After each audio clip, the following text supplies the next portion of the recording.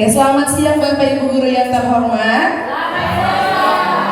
Apa kabarnya pada siang hari ini? Terima kasih untuk kesempatan yang diberikan, boleh hadir di tempat ini. Bersama-sama kita akan mendengarkan pengarahan dari rekan kesekerja kita. Biasanya kita undang narasumber dari luar, tapi kali ini teman kita, rekan sekerja kita yang akan menyampaikan tentang budaya positif, penyebaran, pemahaman, diseminasi kepada rekan guru di SDS Kristen Tafda Sejahtera oleh Sartika Melesitoha CGP Angkatan 9 Kota Batam. Boleh kita berikan tepuk tangan yang meriah kepada narasumber kita dan rekan sekerja kita, kami persilahkan. Ya, terima kasih Bu Yeni atas pembukaannya. Oke, Bapak Ibu, terima kasih sudah hadir di tempat ini. Saya tahu Bapak Ibu sudah capek, tapi kita mau belajar bersama. Jadi ini belajar bersama ya, diskusi bersama tentang budaya positif yang ada di sekolah kita. Bagaimana menciptakan budaya positif? Ya, salah satu tanggung jawab seorang guru adalah bagaimana menciptakan suatu lingkungan positif yang terdiri dari warga sekolah yang saling mendukung, saling belajar, saling bekerja sama, sehingga tercipta kebiasaan-kebiasaan baik. Dan dari kebiasaan baik ini akan tumbuh menjadi karakter-karakter yang baik bagi warga sekolah. Dan pada akhirnya karakter-karakter dari kebiasaan baik ini akan membentuk sebuah budaya positif. Jadi ini semua berasal dari kebiasaan baik yang kita lakukan secara konsisten ya sehari-hari sampai dia tercipta menjadi suatu budaya positif. Ya. Jadi kita mau mengamati lingkungan sekolah kita, Sekolah Kristen Tafda Sejahtera. Coba amati lingkungan sekolah kita saat ini. Bagaimana suasananya? Apakah sudah menggambarkan suasana yang nyaman? Bagaimana murid-murid saling berinteraksi? Bagaimana guru saling bertegur sapa? Kalau kayak kemarin, Teacher Melda ingatkan kita ya untuk selalu tegur sapa. Kalau kita ditegur, kita juga membalas. Itu kemarin ya, sebenarnya yang hari Jumat lalu ya, kita diingatkan untuk saling bertegur sapa. Ini untuk mewujudkan budaya positif tadi, salah satunya. Bagaimana guru menyapa murid atau morning teacher, kita balas enggak? Bagaimana cara kita membalasnya? Atau gitu aja, ya kan? Ada lagi, bagaimana guru menyelesaikan suatu permasalahan atau konflik antar murid. Untuk menciptakan lingkungan positif agar terbentuk suatu budaya positif, itu merupakan tanggung jawab kita sebagai seorang guru. Tanggung jawab kita sebagai seorang pemimpin pembelajaran. Jadi untuk menciptakan budaya positif itu adalah tanggung jawab kita. Ada 6 hal yang akan saya sampaikan untuk mencapai budaya positif tadi. Yang pertama itu adalah perubahan paradigma stimulus respon. Yang kedua, disiplin positif. Yang ketiga, keyakinan kelas. Ini nanti yang mau kita buat. Yang keempat, pemenuhan 5 kebutuhan dasar manusia. Yang kelima, 5 posisi kontrol. Dan yang keenam itu adalah segitiga restitusi. Sekarang saya mau buat games. Nanti teman yang di sebelah sini, yang sebelah kanan semua ya, Pak Melki sama Pak Roy, Miss Universe sama Miss Dame. Sekarang kita mau main games, cobalah buka. Udah, teman-teman yang di sebelah sini tadi, coba kepalkan tangannya. Kepalkan tangannya, dan teman di sebelahnya berusaha membuka. Jadi teman-teman yang di sebelah kanan ini, yang kalian kepal di dalam tangan kalian ini adalah suatu hal yang penting bagi kalian, sangat bermakna. Udah, dan teman-teman yang di sebelahnya itu membuka. Kalian bisa menggunakan banyak cara. Membujuk boleh, gelitik boleh, paksa boleh sedikit gitu ya. Waktunya itu hanya 30 menit. Jadi coba Anda bayangkan 30 detik. Jadi tunggu ya teacher. Coba Anda bayangkan bahwa Anda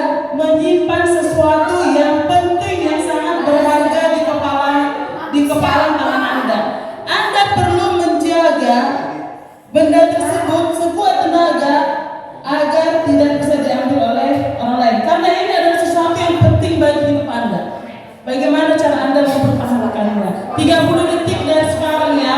Oke, boleh. 30 detik. 1, 2, 3, go.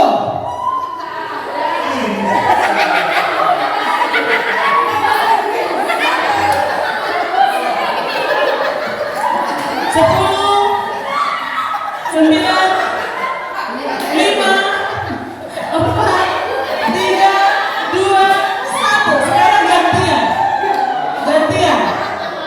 Anda menyimpan sesuatu yang sangat penting, yang sangat berharga bagi hidup Anda. Bagaimana cara Anda mempertahankannya?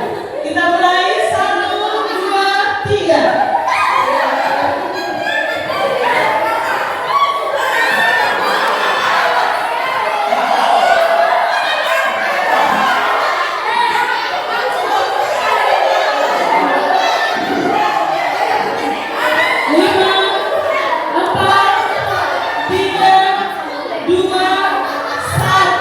Oke, ada yang berhasil membuka?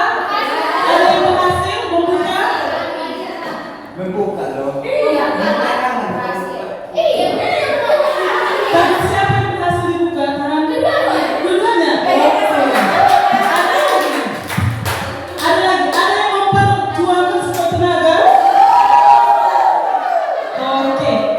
Ini nanti berhubungan dengan posisi kontrol. Pertanyaan pertama dan kedua. Oke, pertanyaan pertama. Apakah Anda atau teman Anda membuka kepalan tangan Anda?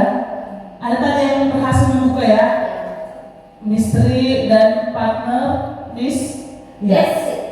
Oke, mengapa? Apa alasan Anda dan teman Anda membuka kepala tangan Anda? Coba sini sebentar. Kenapa? Silakan. Kagak nahan. Ayo coba.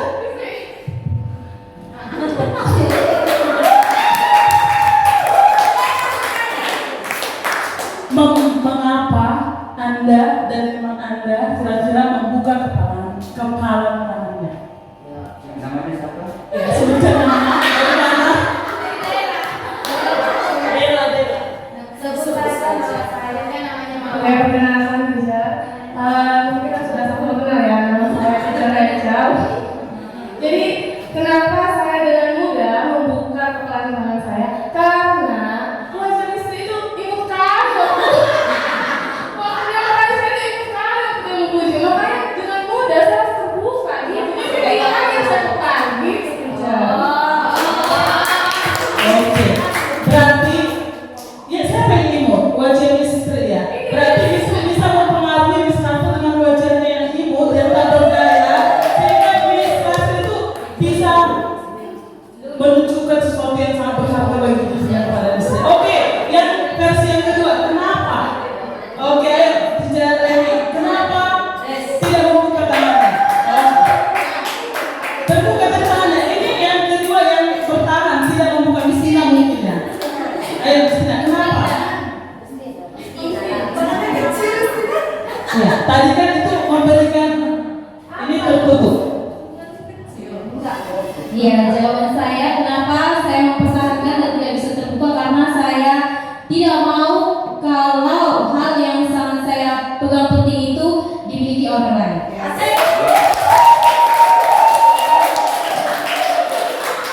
Oke. Dalam kegiatan ini sesungguhnya siapa yang memegang kendali atau memegang kontrol untuk membuka atau menutup itu adalah diri kita sendiri. Sekuat apapun teman kita membuka, kalau kita tidak mau, kita akan berusaha untuk menutupnya. Kalau kayak tadi kan dia memang memberikan kesempatan membuka. Itu jadi semua kembali kepada diri kita. Posisi kontrol itu kembali kepada diri kita. Ini nanti berhubungan dengan materi selanjutnya. Pertanyaan pertama dan kedua bervariasi antara yang bersedia membuka dan yang tetap bertahan menutup tangannya. Pertanyaan ketiga, siapakah yang sesungguhnya memegang kontrol, yang menutup kepala tangan atau yang berusaha dengan segala cara? Jawabannya adalah kita sendiri. yang memegang kontrol atas kepalan tangan kita. Apakah kita mau membuka atau kita mau menutup, itu sesuai dengan kebutuhan dasar kita. Oke, yang pertama, perubahan paradigma stimulus respon teori kontrol. Oke, bagaimana seorang bisa berubah dari paradigma stimulus respon kepada pendekatan teori kontrol? Stephen R. Covey mengatakan, bila kita ingin membuat kemajuan perlahan, sedikit-sedikit ubahlah sikap atau perilaku Anda. Namun, bila kita ingin memperbaiki cara-cara utama kita, maka kita perlu mengubah kerangka acuan kita. Ubahlah bagaimana Anda melihat dunia, bagaimana Anda berpikir tentang manusia. Ubahlah paradigma Anda, skema pemahaman dan penjelasan aspek-aspek tertentu. Ini stimulus respon yang pertama, tentang realita kebutuhan kita sama. Jadi kita harus mengubah bahwa kebutuhan kita itu berbeda, sama. Setiap anak juga kebutuhan anak itu tidak sama, walaupun sama-sama siswa kelas 5, tapi kebutuhannya itu berbeda.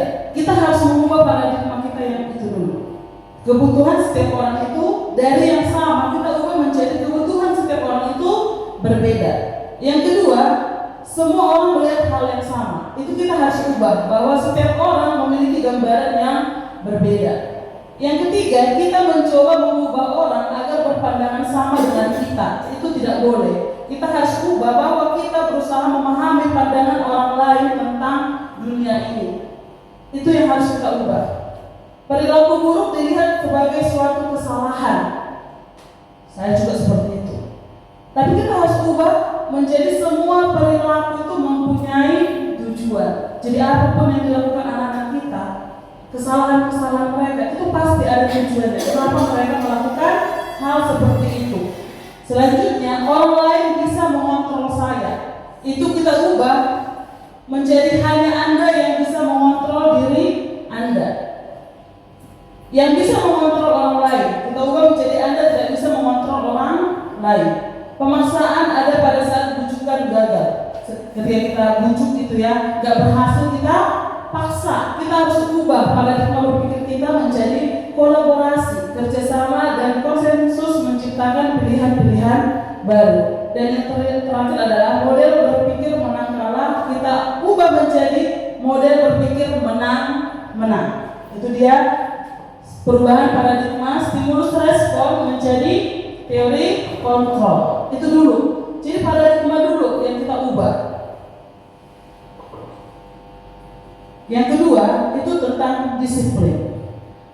Ya, saya mau tanya lagi, disiplin. Kalau tanya disiplin, apa yang terlintas dalam pikiran kita? Ayo, Miss, disiplin. Apa yang terlintas dalam pikiran kita kalau ditanya disiplin? Apa yang disiplin?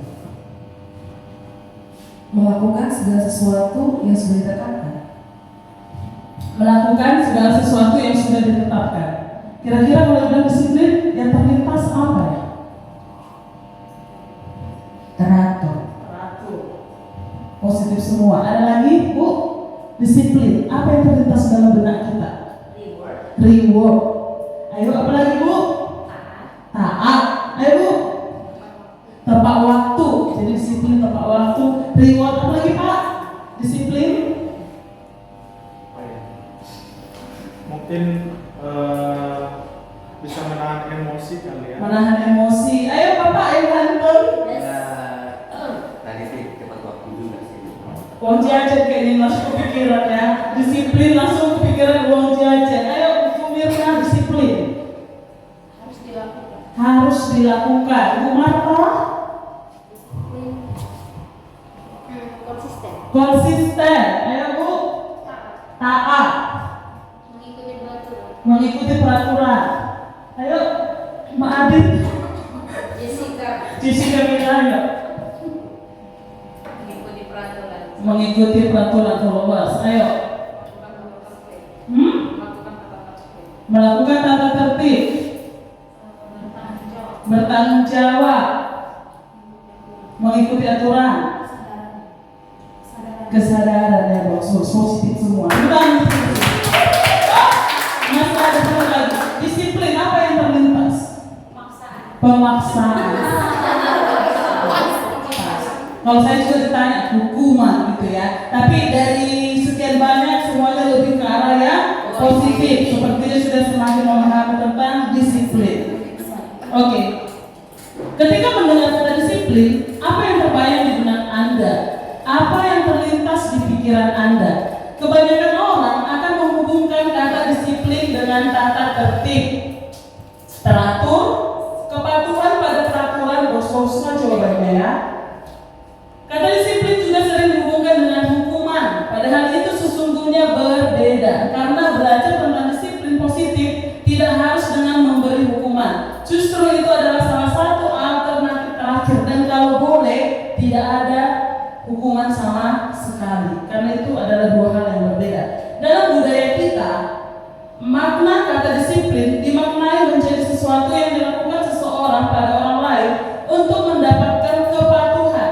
Kita cenderung menghubungkan kata disiplin dengan ketidaknyamanan. Jadi kalau dalam disiplin, ya saya sendiri juga ya, datang tepat waktu, apa lagi ya, menaati peraturan, itu langsung berhubungan dengan ketidaknyamanan. Padahal bukan seperti itu awalnya. Disiplin positif. Tujuan dari disiplin positif adalah menanamkan motivasi pada murid-murid kita, yaitu untuk menjadi orang yang mereka inginkan dan menghargai diri sendiri dengan nilai-nilai yang mereka percaya. Ini disiplin positif ya. Jadi itu untuk menanamkan motivasi pada murid-murid kita, yaitu untuk menjadi orang yang mereka inginkan, bukan yang gurunya inginkan, tapi yang mereka inginkan, sesuai dengan nilai-nilai yang mereka percayai. Yang kedua, ketika murid-murid kita memiliki motivasi tersebut, mereka telah memiliki motivasi intrinsik, jadi itu dari dalam, bukan dari luar. Mereka telah memiliki motivasi intrinsik yang berdampak jangka panjang. Jadi kalau motivasinya itu dari dalam, dampaknya itu jangka panjang. Motivasi yang tidak akan terpengaruh pada adanya hukuman atau hadiah.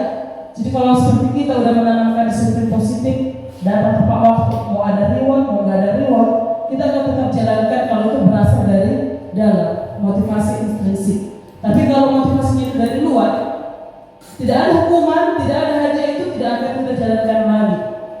Makanya motivasinya itu harus dari dalam, supaya dia tahan lama, supaya bisa berdampak untuk jangka panjang. Yang ketiga, mereka akan tetap berperilaku baik dan berlandaskan nilai-nilai kebajikan karena mereka ingin menjadi orang yang menjunjung tinggi nilai-nilai yang mereka hargai atau mencapai suatu tujuan mulia. Danny Gosen mengemukakan bahwa dengan mengaitkan nilai-nilai kebajikan yang diyakini, maka seseorang itu motivasinya itu adalah motivasi yang berasal dari dalam dirinya atau motivasi intrinsik akan terbangun, sehingga menggerakkan motivasi dari dalam untuk mencapai tujuan mulia yang diinginkan. Nilai kebajikan itu berbeda-beda ya. Kalau di sekolah kita, nilai kebajikan yang mau ditanamkan kepada anak itu berlandaskan dari profil belajar Pancasila. Jadi ini acuan kita. Jadi nilai kebajikan itu kita ini. Kalau tempat-tempat lain mungkin ada ini banyak pilihannya. Tapi untuk sekolah kita, nilai kebajikan yang kita percaya itu adalah profil belajar Pancasila: beriman, bertakwa kepada Tuhan Yang Maha Esa, berakhlak mulia, mandiri, bernalar kritis, berkemenangan global, gotong royong, dan yang terakhir kreatif. Jadi inilah nilai kebajikan yang mau kita tanamkan kepada anak-anak kita. Jadi semua peraturan-peraturan yang kita buat, inilah dia acuannya, bukan yang lain. Kalau yang lain ini masih banyak, nilai kebajikan itu banyak. Tapi kita ambil yang profil belajar Pancasila. Motivasi perilaku manusia. Ada 3 motivasi perilaku manusia. Yang pertama, untuk menghindari ketidaknyamanan atau hukuman. Udahlah, supaya aku tidak dihukum, datang tepat waktu. Supaya aku tidak dihukum, aku kerjakan PR. Yang kedua, untuk mendapatkan imbalan atau penghargaan dari orang lain. Supaya aku dipuji, kerjakan PR dan bilang hebat gitu ya. Yang ketiga, untuk menjadi orang yang mereka inginkan dan menghargai diri sendiri dengan nilai-nilai yang mereka percaya. Yang nomor 3 inilah yang ingin kita capai. Tujuan dari disiplin positif adalah menanamkan motivasi yang ketiga pada murid-murid kita, yaitu untuk menjadi orang yang mereka ingin dan menghargai diri sendiri dengan nilai-nilai yang mereka percaya. Jadi yang ketiga, motivasi yang ketiga. Ini ada, nampak nggak ya teacher? Ini ada kasus yang mau kita bahas. Iva kurang menguasai pelajaran matematika, sehingga pada saat pelajaran tersebut berlangsung, dia lebih banyak berdiam diri atau menggambar di buku pelajarannya. Pada saat guru matematikanya Pak Seno menanyakan pertanyaan, Iva menjadi gugup dan tak sengaja menjatuhkan tasnya dari kursi, serta tiba-tiba menjadi gagap pada saat berupaya menjawab. Seluruh kelas pun tertawa melihat perilaku Iva yang bicara tergagap dan terkejut tersebut. Pak Seno pada saat itu membiarkan teman-teman Iva menertawakan Iva yang tergagap dan lalu luar biasa, dan malahan minta Iva untuk maju ke depan dan berdiri di depan kelas sambil menunjuk hidungnya itu. Mereka tidak bisa menjawab pertanyaan Pak Seno. Kelas makin gaduh dan anak-anak pun tertawa melihat Iva di depan kelas memegang ujung hidungnya. Jawablah kedua pertanyaan ini. Kita diskusi ya. Satu kelompok ini satu kursi. Pertanyaan pertama, apakah Anda setuju dengan tindakan Pak Seno terhadap Iva? Mengapa? Yang kedua, menurut Anda tindakan Pak Seno terhadap Iva adalah sebuah hukuman atau konsekuensi? Mengapa?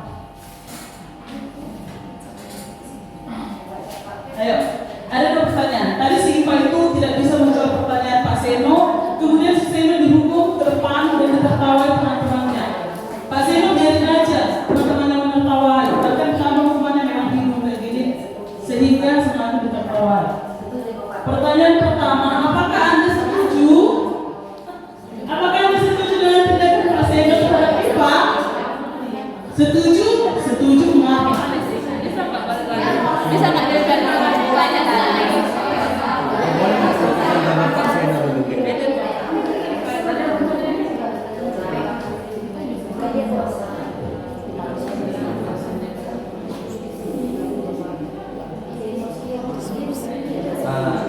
Kita kan nggak tahu sama Pak Seno.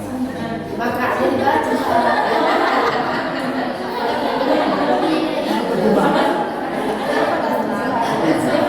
Karena itu mempengaruhi.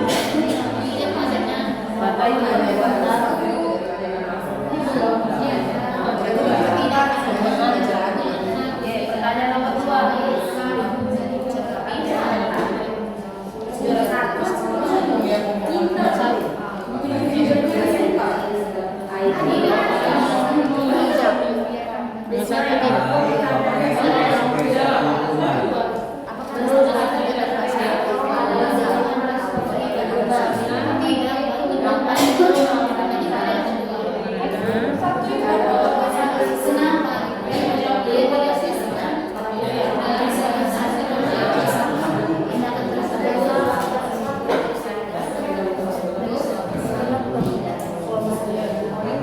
Sudah 2 menit lagi ya. Apakah Anda setuju dengan tindakan Pak Seno terhadap Iva? Mengapa? Yang kedua, menurut Anda tindakan Pak Seno terhadap Iva, apakah itu suatu hukuman atau konsekuensi?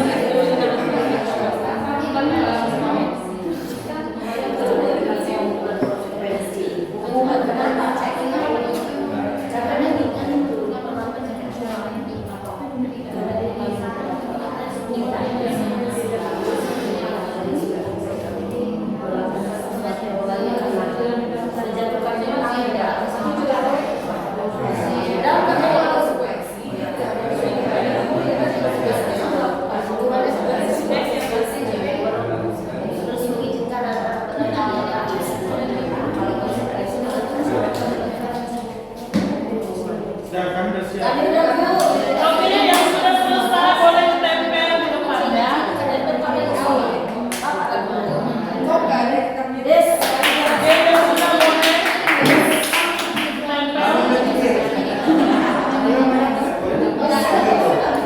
Oke, boleh ditempel di sini. Sudah.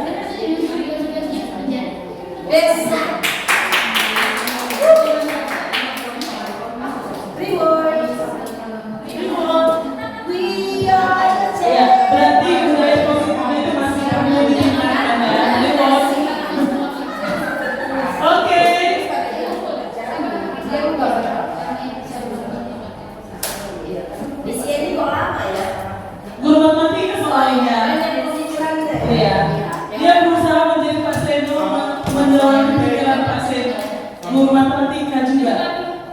Ini guru matematika juga.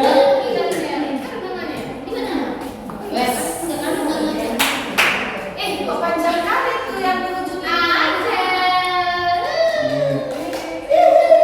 Oke, sudah semua teman.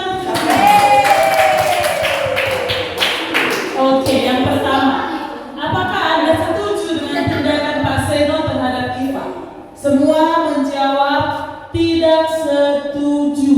Oke ya. Mengapa? Ada yang menjawab karena memacu siswa untuk membuli. Karena itu bukan tindakan yang tepat untuk membuat Iva memahami pelajaran tersebut dengan baik. Dengan tindakan Pak Seno tidak setuju karena itu termasuk perundungan. Tidak setuju karena harusnya ditanya terlebih dahulu. Kenapa? Tidak setuju karena termasuk tindakan bully.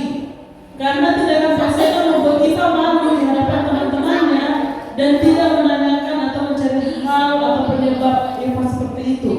Karena tindakan tersebut tidak termasuk solusi yang tepat untuk Iva. Oke. Yang kedua, menurut Anda, tindakan Pak Seno terhadap Iva adalah sebuah hukuman atau konsekuensi? Yang pertama, ini hukuman karena sudah termasuk tindakan fisik. Hukuman karena kalau itu konsekuensi harus disepakati dari awal. Karena Pak Seno sengaja meminta, ini hukuman juga, meminta untuk melakukan sesuatu yang dilakukan. Hukuman karena membiarkan Iva ditertawai. Hukuman, tindakannya lebih ke mempermalukan Iva. Ini juga hukuman karena menurut Pak Seno Iva melakukan kesalahan. Hukuman karena Iva tidak melakukan sesuatu yang salah. Oke, jawabannya bervariasi tapi intinya semua sama. Itu hukuman. Apakah itu hukuman? Ayo kita lihat. Apa bedanya hukuman dengan konsekuensi? Hukuman itu bersifat tidak terencana. Contoh, anak jalan, lari-lari. Datang teachernya, semuanya, berhenti. Itu hukuman langsung ya. Tidak terencana. Tiba-tiba, anak atau murid tidak tahu apa yang akan terjadi dan tidak dilibatkan. Hukuman bersifat satu arah dari pihak guru yang memberikan dan murid hanya menerima satu hukuman tanpa melalui suatu kesepakatan atau pengarahan dari pihak guru baik sebelum atau sesudahnya. Itu hukuman, jadi dia satu arah. Hukuman yang diberikan biasa berupa fisik maupun psikis. Bagus-bagus sekali jawabannya tadi ya. Murid atau anak disakiti oleh suatu perbuatan atau kata-kata. Jadi hukuman ini menyakiti anak, baik secara psikis maupun secara fisik. Konsekuensi itu sudah terencana atau sudah disepakati bersama, sudah dibahas dan disetujui oleh murid dan guru. Contoh, kalau 5 kali tidak mengerjakan PR, berdiri di depan kelas, itu termasuk konsekuensi. Jadi ada dia kesepakatan. Umumnya bentuk-bentuk konsekuensi dibuat oleh pihak guru dan murid sudah mengetahui sebelumnya konsekuensi yang akan diterima bila ada pelanggaran. Nanti kalau terlambat nyapu, kalau terlambat lari 10 kali keliling lapangan, itu sudah ada kesepakatan. Pada konsekuensi, murid tetap dibuat tidak nyaman untuk jangka waktu pendek. Konsekuensi biasanya diberikan berdasarkan suatu data yang umum dapat diukur. Misalnya setelah 3 kali tugasnya tidak diselesaikan, pada batas waktu yang diberikan maka akan diberikan sanksi. Itu konsekuensi ya. Dan yang ketiga itu ada namanya restitusi. Ini yang kita jalani. Restitusi adalah proses menciptakan kondisi bagi murid untuk memperbaiki kesalahan mereka sehingga mereka bisa kembali pada kelompok mereka dengan karakter yang lebih baik, karakter yang lebih kuat, memperbaiki kesalahan mereka. Restitusi juga merupakan proses kolaboratif yang mengajarkan murid untuk mencari solusi untuk masalah mereka. Jadi siswanya yang kita ajak bekerja sama, apa solusi yang dapat dilakukan untuk menyelesaikan masalahnya, dan membantu murid berpikir tentang orang seperti apa yang mereka inginkan dan bagaimana mereka harus memperlakukan orang lain. Ini adalah restitusi. Jadi ada hukuman, konsekuensi, dan restitusi. Hukuman dan penghargaan. Saat kita berulang kali menjanjikan hadiah kepada anak-anak agar berperilaku bertanggung jawab, atau kepada seorang murid agar mempelajari sesuatu yang baru, atau kepada seorang karyawan agar melakukan pekerjaan yang berkualitas, kita sedang berasumsi mereka tidak dapat melakukannya, atau mereka tidak akan memilih untuk melakukannya. Itu dia hukuman dan penghargaan. Alif Kon mengemukakan baik penghargaan maupun hukuman adalah cara-cara mengontrol perilaku seseorang yang menghancurkan potensi untuk pembelajaran yang sesungguhnya. Menurut Kon, secara ideal, tindakan belajar itu sendiri adalah penghargaan sesungguhnya. Jadi ini sepertinya penting sekali ya. Karena kita tidak tahu dia bisa, tidak kasih penghargaan. Oh ya, kalau kamu tidak bisa, kalau kamu bisa, kita bisa kasih ini. Padahal sudah tahu dia itu orang tidak bisa. Hukuman dan penghargaan. Sekarang kita masuk ke materi selanjutnya, itu keyakinan kelas. Jawablah pertanyaan-pertanyaan berikut. Mengapa kita memiliki peraturan tentang penggunaan helm pada saat mengendarai kendaraan roda 2 atau motor? Kemungkinan jawaban Anda adalah untuk keselamatan. Atau ada yang lain? Supaya tidak tertilang gitu ya. Yang kedua, mengapa kita memiliki peraturan tentang penggunaan masker dan mencuci tangan setiap saat? Ini mungkin waktu wabah, waktu COVID. Kemungkinan jawaban Anda adalah untuk kesehatan dan untuk keselamatan.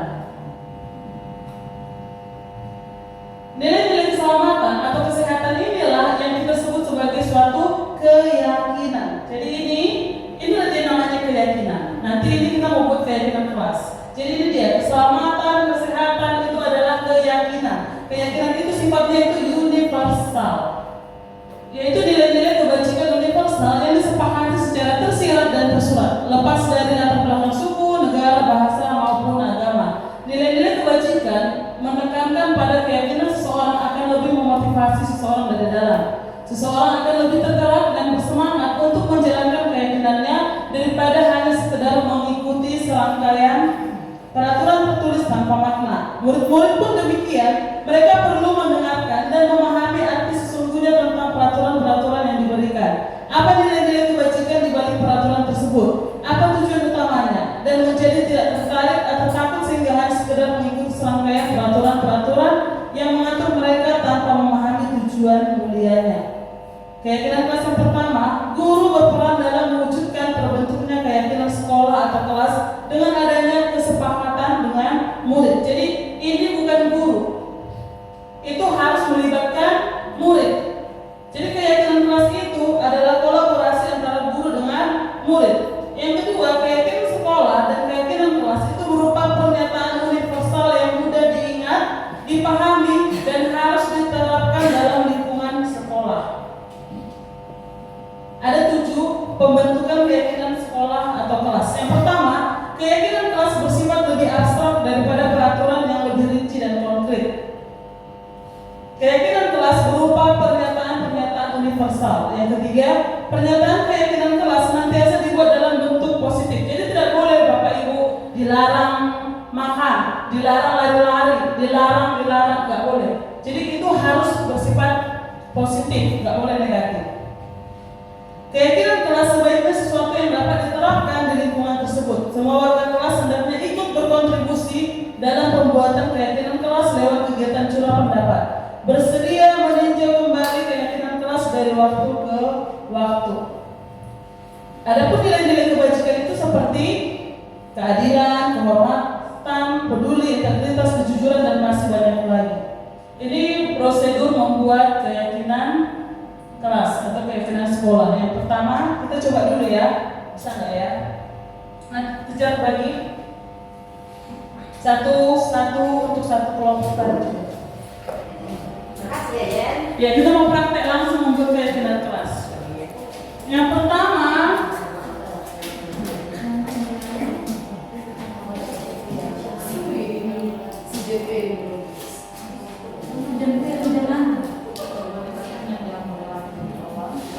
ya, kita anggap kita ini murid ya. Kita anggap kita ini murid kelas 2. Kelas 2 atau kelas 5. Kelas 5 lah ya. Oke, kita anggap kita ini siswa. Saya gurunya dan teman-teman semua adalah murid-murid saya. Sudah, yang pertama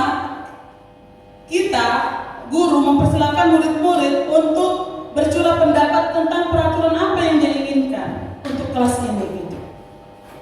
Ini bebas ya, boleh negatif, ini masih bebas, mau negatif, mau positif itu bebas. Jadi nanti kita ajak anak-anak untuk menuliskan peraturan apa yang diharapkan ada di kelas ini untuk mencapai kelas yang disiplin, yang baik lah. Oke, satu kelompok bisa tuliskan satu aja mungkin ya, biar cepat. Satu peraturan, dua lah, yang positif dan yang negatif. Dua aja, satu positif, satu negatif. Nanti mana tahu ada anaknya yang nulis negatif semua, biar bisa kita ubah ke positif. Kalau positif semua nggak usah diubah lagi nanti.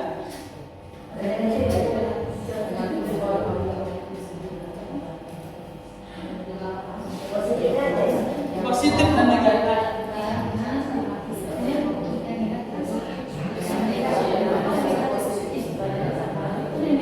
Yang sudah mulai tempel lagi ya.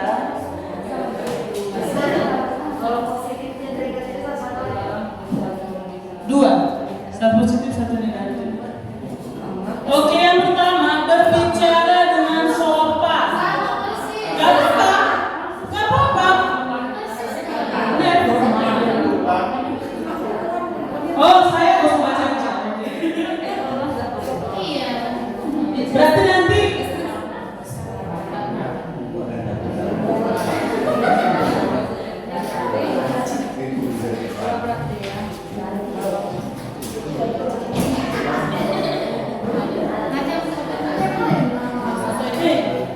lagi.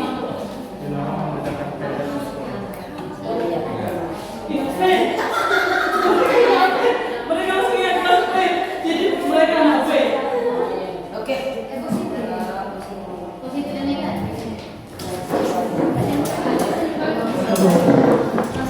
Jadi yang pertama, mempersilakan warga sekolah atau murid-murid di sekolah atau di kelas untuk berjual pendapat tentang peraturan yang perlu disepakati di sekolah.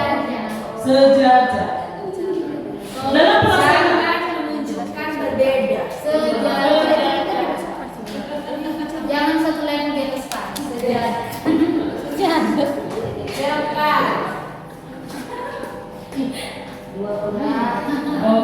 Oke.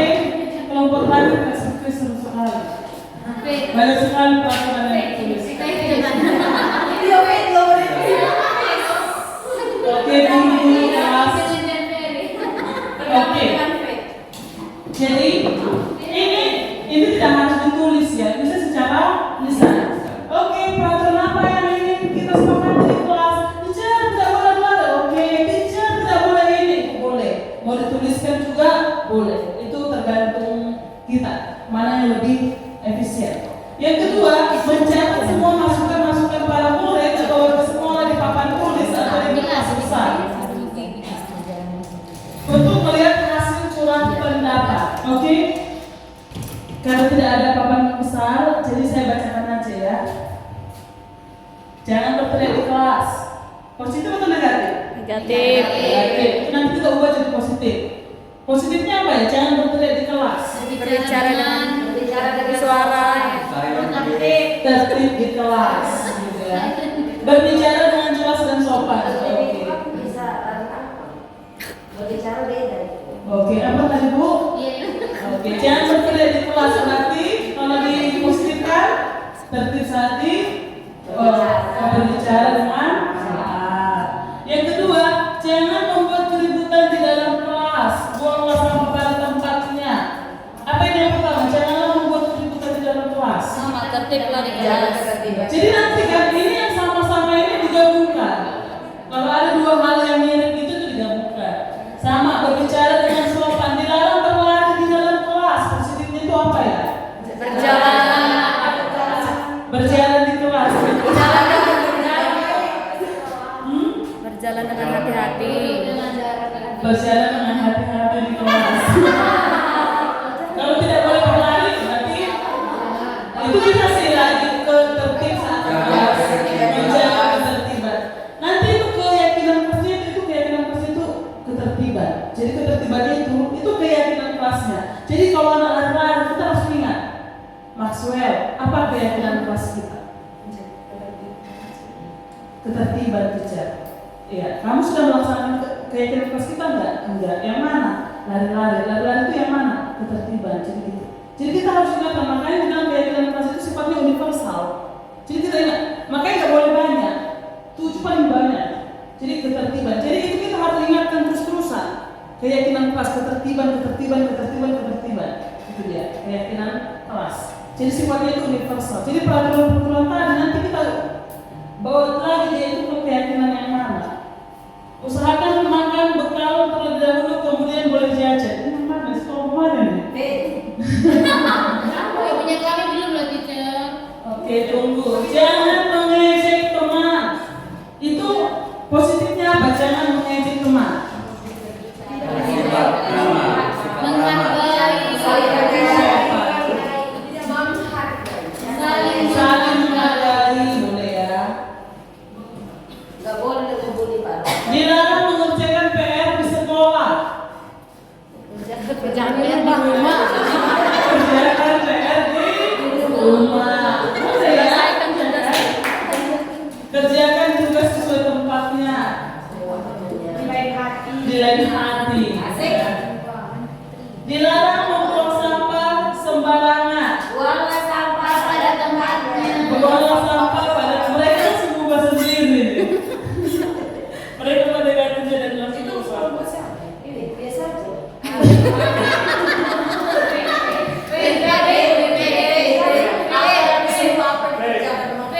Oke. Sudah? Kemudian susunan keyakinan kelas sesuai prosedur pembentukan keyakinan kelas. Gantilah kalimat-kalimat dalam bentuk negatif menjadi positif. Itu sudah kita ubah tadi ya. Jadi anak-anak dilibatkan. Yang keempat, tinjau kembali daftar surat pendapat yang sudah dicatat. Anda mungkin akan mendapati bahwa pernyataan yang tertulis di sana masih banyak yang berupa peraturan-peraturan. Selanjutnya, ajak warga sekolah untuk menemukan nilai kebajikan atau keyakinan yang dituju dari peraturan tersebut. Jadi ini kan peraturan-peraturan. Kita arahkan dia ke keyakinan. Contoh, berjalan di kelas, dengarkan guru, datanglah tepat waktu. Itu kan semua masih peraturan. Dan itu masih di bawah satu payung yang sama, yaitu saling menghormati. Jadi itu berarti keyakinan kelas saling menghormati, datang tepat waktu. Jadi kalau Anda terlambat, keyakinan kelas mana yang kamu langgar, gitu ya? Keyakinan kelas saling menghormati. Apa yang bisa kamu lakukan supaya besok tidak terlambat lagi? Gitu. Ini berat ya, saya aja sebulan ya, udah ikut materi masih susah saya terapkan. Karena ini harus saya udah mengajar kelas 5 gitu ya, mengubah mereka yang udah terbiasa yang dihukum-hukum ini itu susah. Kayak anak saya Jimir bilang, itu enak kali kalau kayak gitu, nggak dimarahi gurunya gitu ya. Kemarin saat dia saya ajak untuk buat video restitusi. Jadi setelah selesai saya tanya, dia bilang, itu enak kali kalau kayak gitu nggak dimarahi. Tapi nggak berubah nanti muridnya katanya, karena dalam pemikiran mereka kalau salah ya dihukum gitu ya. Mereka tidak diajak untuk memperbaiki kesalahan. Jadi tujuan restitusi ini itu untuk memperbaiki kesalahan. Yang ketujuh, tinjau ulang keyakinan sekolah. Sebaiknya keyakinan sekolah itu tidak terlalu banyak, bisa berkisar 3 sampai 7. Jadi nggak usah banyak-banyak. Apalagi kelas 3, kelas 1, kelas 3 aja itu terus diulang-ulang tiap hari. Keyakinan kelas mana? Keyakinan kelas mana? Itu dia. Jadi anak itu harus paham dulu, benar. 3 sampai 7 cukup. Bila mana terlalu banyak, maka warga kelas akan sulit mengingatnya dan akibatnya sulit untuk menjalankannya. Setelah keyakinan sekolah selesai dibuat, maka semua warga kelas dipersilakan meninjau ulang dan menyetujui dengan menandatangani keyakinan sekolah, termasuk guru dan semua warga murid. Keyakinan sekolah selanjutnya bisa dilekatkan di dinding kelas di tempat yang mudah dilihat semua warga sekolah. Ini contoh keyakinan kelas. Kalau di kelas 1 ini beda-beda dia ya. Kalau kelas 1 setiap anggota kelas perlu belajar. Gitu. Berarti jangan ribut itu tadi ya, di kelas tertib. Itu keyakinan kelas itu setiap anggota kelas perlu belajar. Lari-lari di kelas, tertib saat di kelas, mendengarkan guru saat menjelaskan. Itu ini. Setiap anggota kelas perlu senang. Berarti nggak boleh pukul teman itu tadi. Nggak boleh apa lagi? Ini. Setiap anggota kelas perlu melakukan tugas. Ini dia keyakinan kelasnya. Setiap anggota kelas perlu saling menghargai. Setiap anggota kelas perlu merasa aman. Jadi ini terus yang diingatkan ke anak itu besar-besar dibuat di kelas. Jadi setiap anak melakukan kesalahan diingatkan ini keyakinan kelasnya. Karena ini kan dibuat bersama. Contoh untuk kelas 5 ke atas selalu bersikap positif. Tapi kan Bapak Ibu, kita udah mengajarkan mereka peraturan-peraturan itu yang mana, selalu bersikap positif itu yang mana aja. Mereka harus paham dulu itu. Jangan dibilang bersikap positif, padahal mereka nggak tahu itu bagian yang mana bersikap positif. Yang kedua, senantiasa menjadi diri terbaik, percaya dan menghormati orang lain serta barang miliknya, berkomitmen terhadap setiap tugas. Ini dia. Senantiasa membantu. Ini dia keyakinan kelas untuk kelas 5. Ini untuk kelas 7 udah lebih beda lagi. Hormat. Kami meyakini bahwa sangat penting untuk menghormati semua orang dan barang milik orang lain. Bekerja. Kami meyakini bahwa sangat penting untuk mengerjakan segala pekerjaan atau mengikuti kegiatan yang telah ditugaskan. Yang ketiga, diterima dan dimiliki. Kami meyakini bahwa sangat penting untuk merasa diterima pada suatu kelompok dan saling peduli satu dengan yang lainnya. Ini dia. Jadi keyakinan kelas itu sebenarnya nggak usah banyak-banyak. 3-7 yang pasti warga sekolah itu memang benar-benar memahaminya. Jadi ini bukan hanya di kelas, sekolah pun perlu ada keyakinan sekolah. Jadi kalau ada anak terlambat itu diingatkan apa keyakinan sekolah yang sudah melanggar. Ini untuk kebutuhan dasar manusia. Ada 5. Ini ada pertanyaan. Ibu Ambar, guru wali kelas 2A di SD Pelita Hati, sedang bingung menghadapi ulah salah satu murid di kelasnya, Doni. Beberapa anak di kelas 2A telah datang padanya dan mengeluhkan Doni yang sering sekali meminta bekal makan siang mereka dengan paksa. Jika Anda menghadapi situasi seperti Ibu Ambar, apa yang Anda lakukan? Boleh Bu, tolong dibagikan lagi? Habis ya?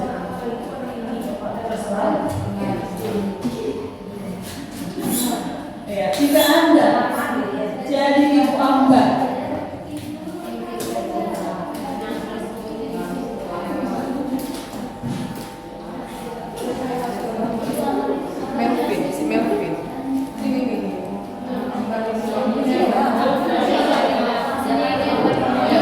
jika Anda menjadi Ibu Ambar, apa yang akan Anda lakukan untuk mengatasi masalah ini?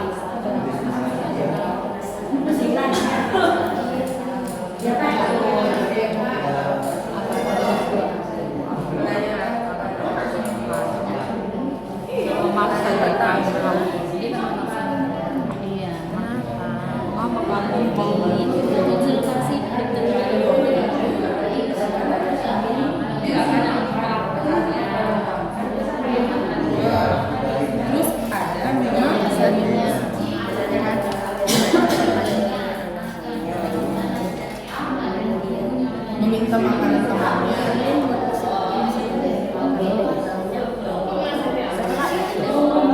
Setelah dapat hasilnya, kalau misalnya dia bilang nanti jawabannya ada 2 itu, biasanya makanannya tidak enak atau misalnya jika makanannya tidak enak,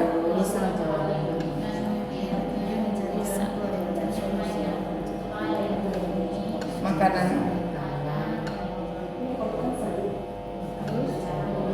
ya. Oke, Kanda. Silakan Maka dia bertanggung jawab menghabiskan dan menyampaikan hal itu kepada orang tuanya. Kalau kelas kami Di belakang. di sini. Orang ini. Ya enggak lah. Tadi dijawab ada jawaban sama. Berarti otak kita Oh, ya saya baca. Ini hubungan perduanya sama. Karena apa masih belum selesai?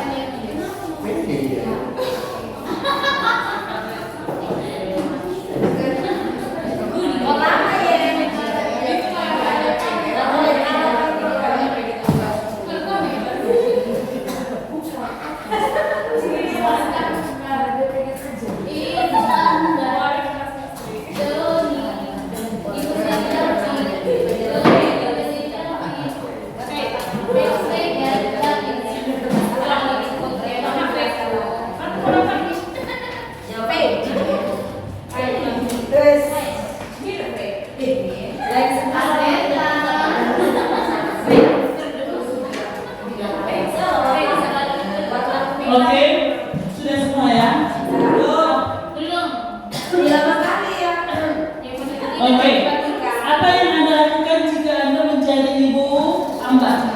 memanggil Doni dan menanyakan alasannya, dan membimbing berdasarkan jawabannya. Oke, yang harus marah-marah ya.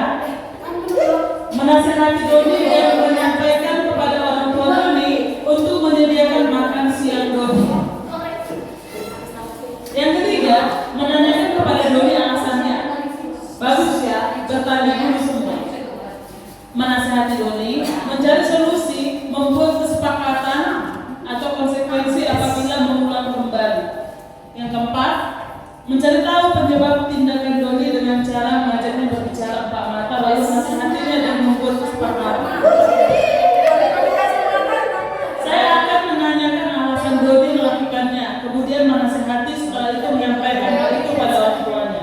Faith, konsultasi dulu kepada anak tersebut, bertanya apa penyebabnya, mengapa anak tersebut melakukan hal demikian, berkomunikasi dengan orang tua agar orang tua menyediakan makanan bekal sesuai kesukaannya.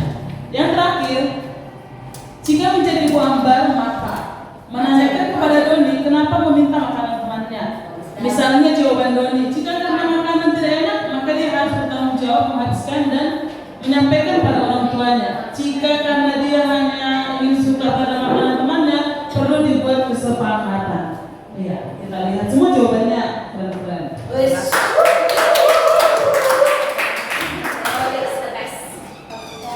Merujuk pada situasi yang sedang dihadapi ibu ambar di atas, dalam konteks penegakan disiplin positif, ibu ambar sebaiknya mencari tahu alasan Doni melakukan tindakan tersebut agar mengetahui kebutuhan mana yang sedang berusaha dipenuhi oleh Doni. Jadi bagus semua ya. Ada 5 kebutuhan dasar. Yang pertama itu adalah kebutuhan untuk bertahan hidup. Apakah tadi si Doni jawabannya itu udah lapar, mau pingsan, jadi dia butuh makan untuk bertahan hidup? Bisa jadi kan? Yang kedua, kebutuhan kasih sayang dan rasa diterima supaya dia kejarnya. Aduh, kamu lagi, kenapa kamu? Dia udah senang itu. Jadi udah terpenuhi kebutuhannya itu. Tadi yang pertama itu dikasih makan, terpenuhi kebutuhannya. Yang kedua, kamu ya dunia, udah terpenuhi itu. Yang ketiga, kebutuhan pengakuan atas kemampuannya. Kemampuan? Ada jawaban itu. Oke. Dalam kasus di atas, apabila jawaban Doni adalah dia merasa hebat karena temannya jadi takut dengan dia dan menurut keinginannya, maka sebetulnya Doni sedang berusaha memenuhi kebutuhan dasarnya.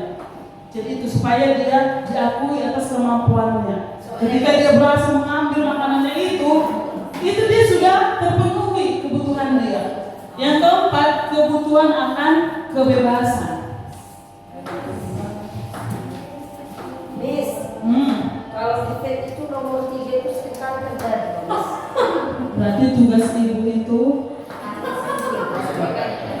Kalau untuk kebebasan, bila jawaban Doni dalam kasus di atas adalah bahwa dia merasa bosan dengan bekal makanan yang dibawa ibunya dari rumah karena ibunya selalu membawakan bekal yang sama. Oleh karena itu dia ingin mencoba makanan teman-temannya yang beraneka ragam. Maka Doni sedang berusaha memenuhi kebutuhannya akan kebebasan. Itu dia. Dan yang terakhir adalah kebutuhan akan kesenangan. Ini juga banyak. Dalam kasus di atas, bila Doni menjawab bahwa ia melakukan karena iseng aja dan dia menikmati ekspresi wajah teman-temannya yang kesal karena diambil makanannya, ekspresi teman-temannya itu sudah memenuhi keinginannya, kebutuhannya. Itu dia. Jadi ini 5 ini. Jadi ketika anak-anak kita melakukan kesalahan, kita harus tahu kebutuhan dasar mana yang mereka ingin dapatkan. Apakah mereka ingin bertahan hidup, bertahan hidup, yang kedua, kebutuhan kasih sayang ini ada juga ya. Tapi ini yang paling banyak yang mana ya? 5 ya. Tinggal siapa lah yang paling banyak 5 ini kira-kira? Kebutuhan akan kesenangan. Iseng itu yang nomor 5. 25 ya. 3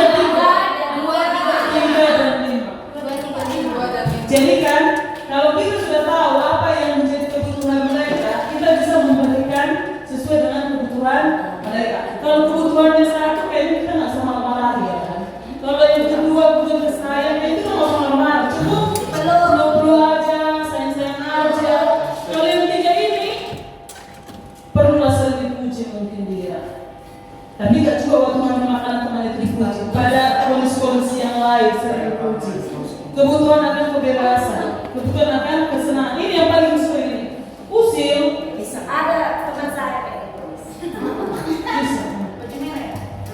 Jadi sebagai seorang guru kita harus paham benar akan kebutuhan murid anak-anak kita ya, supaya ketika mereka melakukan kesalahan kita nggak salah kasih obat, supaya obatnya itu pas. Oke, Tepat. Teori kontrol ini yang terakhir seperti ini. Ada 5 posisi kontrol. Yang pertama sebagai penghukum, yang kedua sebagai pembuat rasa bersalah, yang ketiga itu sebagai teman, yang keempat sebagai pemantau, yang kelima sebagai coba direnungkan, biasanya di kelas paling sering sebagai apa dan alasannya? Jadi semuanya. Jadi semuanya.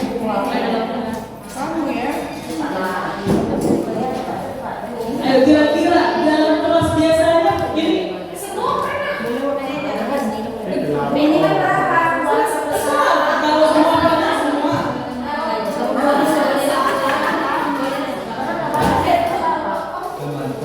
Oh, kemana Pak?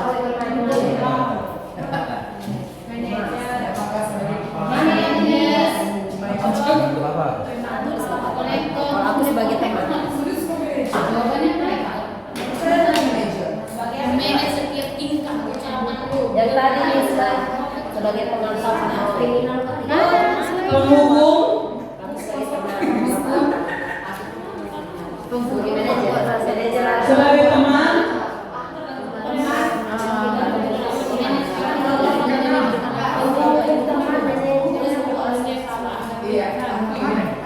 Manajer.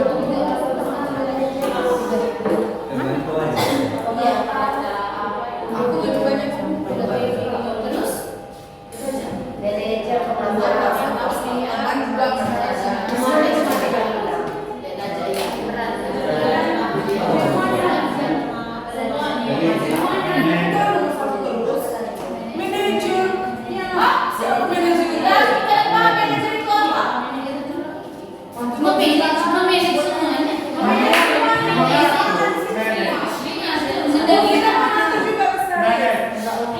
oke.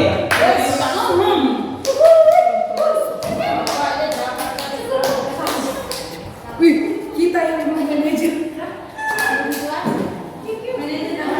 Semua manajer.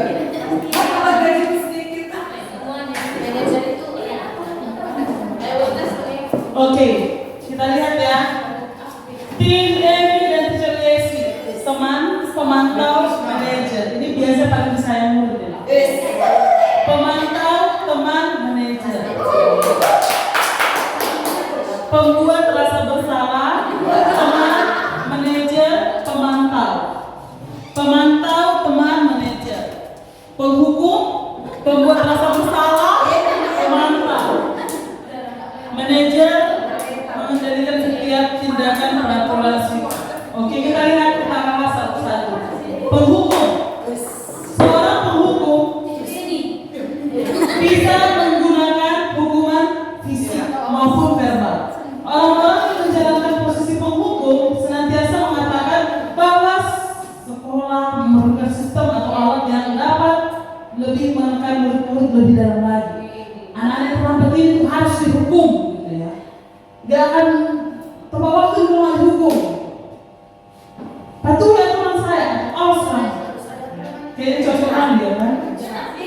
Kamu ya selalu salah, selalu pasti selalu yang terakhir selesai.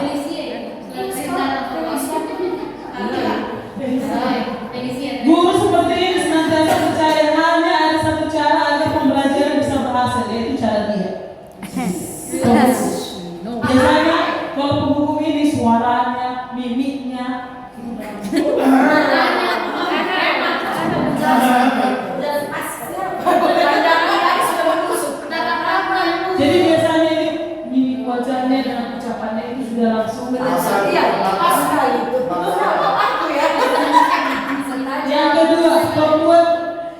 merasa bersalah. Kasihan dia. Pada posisi ini biasanya guru akan bersuara lebih lembut. Perempuan bersalah akan rendah diri. Kata-kata yang keluar dengan lembut akan seperti ibu sangat kecewa sekali. Ibu sangat kecewa. Dia memang gak kuat suaranya. Tapi kata-kata itu ibu kecewa sekali. Berapa kali bapak harus memberitahu kamu ya nak? Gimana coba kalau orang tua kamu tahu berbuat begini? Yang pernah papa udah kerja banting tulang untuk sekolahkan kamu baru sekolahkan kamu. Tapi kamu gak pernah menjaga fair. Kamu suka ya kalau kamu sedih, menderita. Di posisi ini murid akan memiliki penilaian diri yang buruk tentang diri mereka. Murid merasa tidak berharga dan selalu mengecewakan orang-orang. Yang ketiga adalah posisi teman. Guru pada posisi ini tidak akan menyakiti murid, namun akan tetap berupaya mengontrol murid melalui persuasi. Posisi teman pada guru bisa negatif ataupun positif. Positif di sini berupa hubungan baik yang terjalin antara guru dan murid. Guru di posisi teman menggunakan hubungan baik dan humor untuk mempengaruhi seseorang. Mereka akan berkata, ayolah bantu demi bapak. Kamu mau bapak dihukum pada sekolah? Ayolah, sekalinya aja. Besok ada tempat waktu yang berapa? Ayo ingat tidak bantuan bapak selama ini. Ya sudah, kali ini tidak apa-apa, nanti buat bereskan. Bu, terlambat bu. Udah hari ini ya, dan jangan ulangi lagi. Ibu nanti bereskan. Itu teman, tapi semua ada positif negatifnya. Hal negatif dari posisi teman adalah bila suatu saat guru tersebut tidak membantu, maka murid akan kecewa dan berkata, saya pikir bapak teman saya. Murid merasa dikecewakan dan tidak mau lagi berusaha. Hal lain yang mungkin timbul adalah murid hanya akan bertindak untuk guru tertentu dan tidak untuk guru lainnya. Murid akan tergantung pada guru tersebut. Pemantau. Memantau berarti mengawasi. Pada saat kita mengawasi, kita bertanggung jawab atas perilaku orang-orang yang kita awasi. Posisi pemantau berdasarkan pada peraturan-peraturan dan konsekuensi dengan menggunakan sanksi konsekuensi. Kita dapat memisahkan hubungan pribadi kita dengan murid. Sebagai seorang yang menjalankan posisi pemantau, pertanyaan yang diajukan seorang pemantau, peraturannya apa? Apa yang kamu lakukan? Sanksi atau konsekuensi apa yang kamu terima? Seorang pemantau sangat mengandalkan perhitungan, catatan. Ini catatan ibu kamu dapat cari nggak? Jangan sampai. Catatan ibu. Kayaknya selama ini ibu dia selama belajar nggak pernah fokus. Itu dia pemantau. Pantau terus. Ini bukan pertama kali loh kamu tidak mengerjakan PR, gitu ya. Seorang pemantau sangat mengandalkan perhitungan, catatan, data yang dapat digunakan sebagai bukti atas perilaku seseorang. Posisi ini akan menggunakan stiker, slip catatan, daftar cek.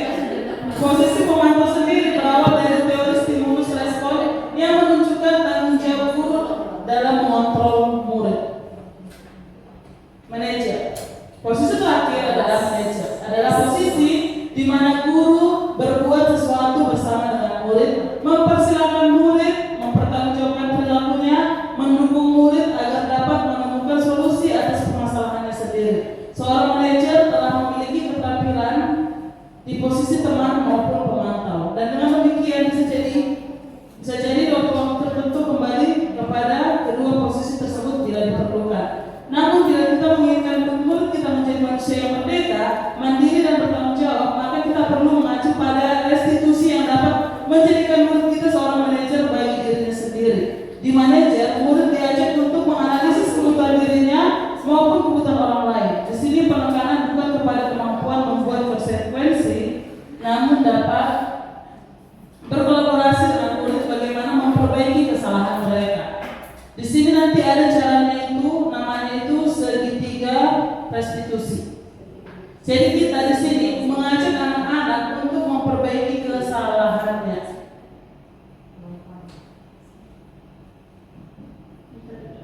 Ini segitiga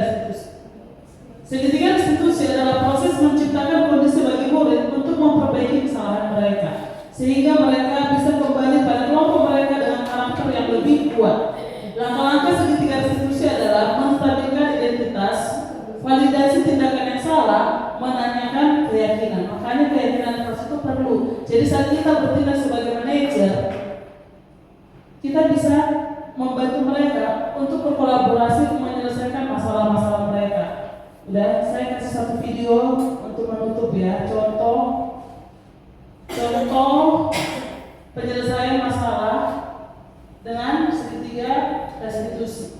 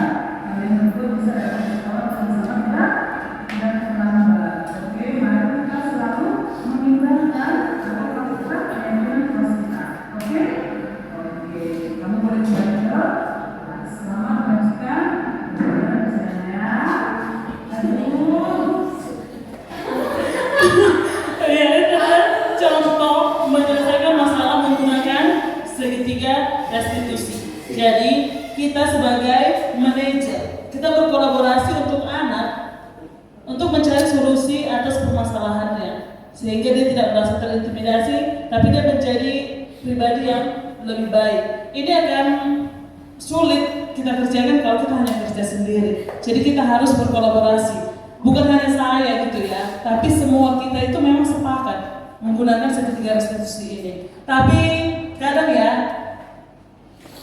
segitiga restitusi ini itu harus konsisten, dan di rumah juga itu juga harus dibiasakan. Jadi jangan di rumah dia dihukum, di sekolah segitiga restitusi itu nggak bisa, itu sejalan. Makanya kolaborasi dengan orang tua juga itu perlu. Dan untuk posisi kontrol yang tadi, kadang guru itu bisa menerapkan lebih dari satu posisi kontrol, tergantung anaknya. Walaupun memang yang paling dianjurkan itu adalah posisi kontrol sebagai seorang manajer. Oke ya, demikian pemaparan saya tentang budaya positif. Semoga kita boleh bersama-sama sebagai warga sekolah, kita boleh bersama-sama berkolaborasi menciptakan budaya positif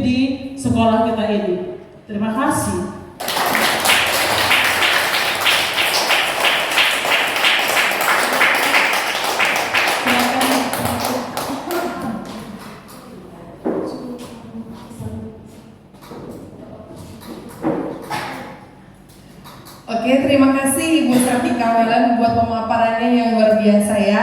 Jadi kita tahu bahwa kita ini manajer kah selama ini, buat hukuman kah selama ini, jadi kita belajar menjadi yang lebih baik. Nah, untuk Bapak Ibu, adakah yang ingin bertanya? Boleh satu orang memberikan kritik atau saran, satu orang aja.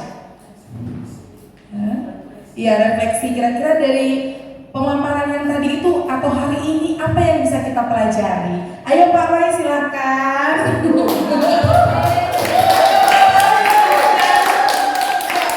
Silakan jadi dari pemaparan dari Ibu Sartika Mailen, apa kira-kira yang Bapak perlu refleksikan gitu? Silakan Bapak maju ke depan.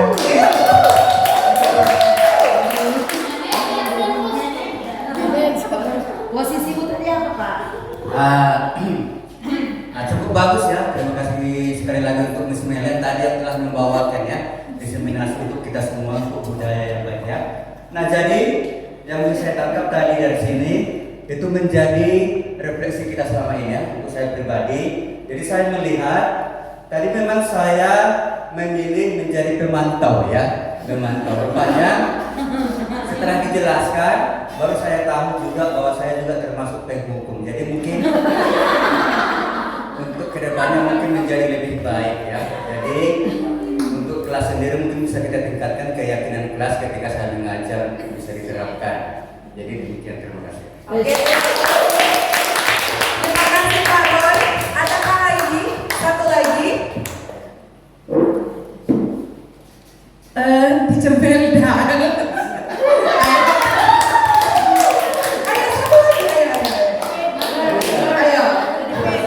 bilang berdoa.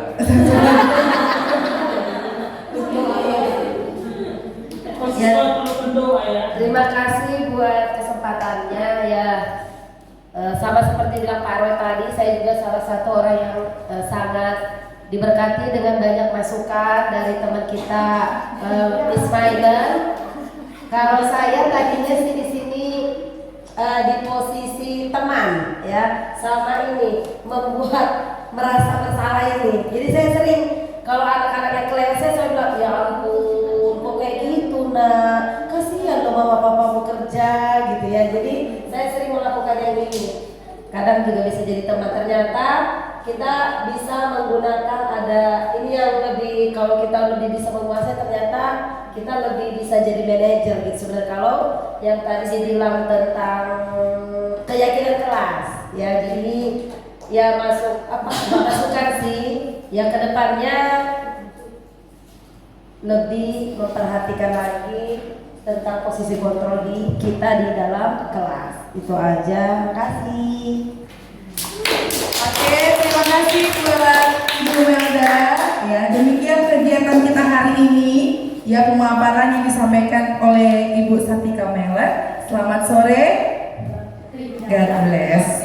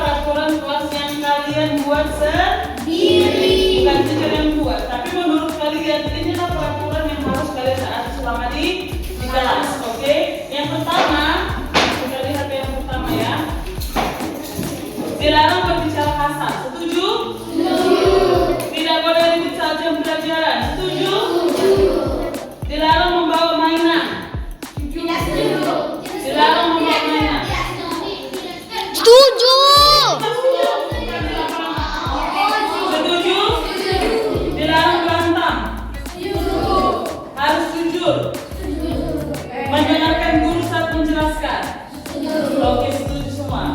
Nanti kalian lihat udah ada atau belum. Contoh, menggunakan atribut lengkap. Udah tadi? Belum, dan setuju ya. Jangan membuli. Setuju. Buang sampah pada tempatnya. Setuju. Menata rambut dengan rapi. Setuju. Membawa buku sesuai roster. Setuju. Tidak bermain saat jam pelajaran. Banyak kali. Beda nggak sama yang tadi? Beda. Beda semua ya. Memakai seragam lengkap. Yang siapa tadi? Oke. Oke. Mendengarkan guru saat menjelaskan. Berbicara sopan. Tidak bermain saat belajar.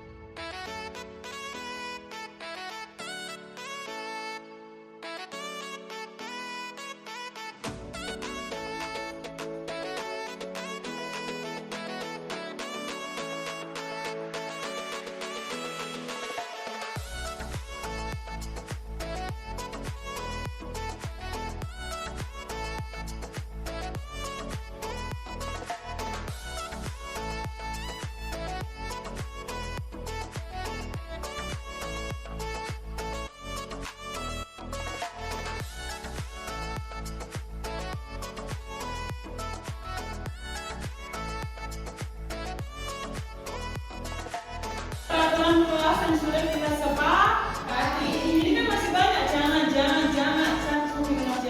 Kita mau ubah kalimat negatif ini menjadi positif. Contoh yang pertama apa? Dilarang berbicara kasar. Nanti jadi berbicara.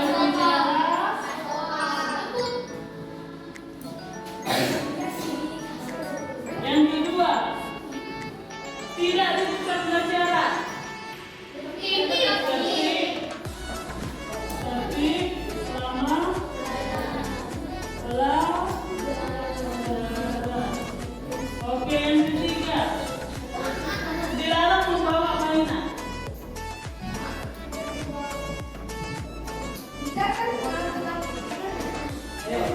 Kita ganti nanti. Dilarang berantem. Ayo, ini kita lewat dulu. Harus rukun dengan teman. Nomor 5.